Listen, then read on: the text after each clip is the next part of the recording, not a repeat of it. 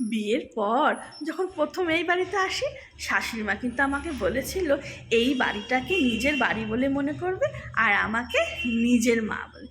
ব্যাস, আমিও সেই মতন কাজ শুরু করে দিলাম। বাড়িতে যেমন রোজ 10টার সময় ঘুম থেকে উঠি, এই বাড়িতেও আমি রোজ 10টার সময় ঘুম থেকে ওঠা শুরু করলাম। কিন্তু সকালে যখন ঘুম থেকে উঠি না, শাশুড়িমার মুখটা না খুব ভার ভার থাকে, বুঝতেই পারছি না ব্যাপারটা কী। তারপরে সেদিন জানো তো, মাসির শাশুড়ির ছেলের বিয়ে ছিল। কী শাড়ি পরবো কী শাড়ি পরবো মনে পড়লো, শাশুড়ির আলমারিতে দামি দামি শাড়িতে ভর্তি।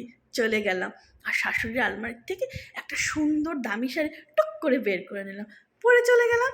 কিন্তু বিয়ে বাড়িতে শাশুড়ি মা আমার সাথে একটা কথাও বললেন না।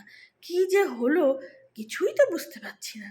আবার সেদিন জানো তো, রবিবার ছিল, খাসির মাংস রান্না হয়েছে, সবাই খেতে বসেছে।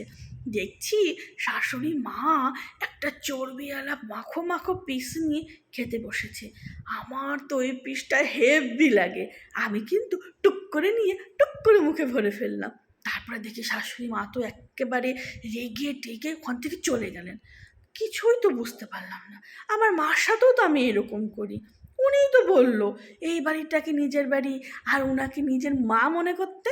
আমি না বুঝতে পারছি না, নতুন বিয়ে হয়েছে তো, তোমরা যদি কেউ বুঝতে পারো আমাকে একটু বলো না গো।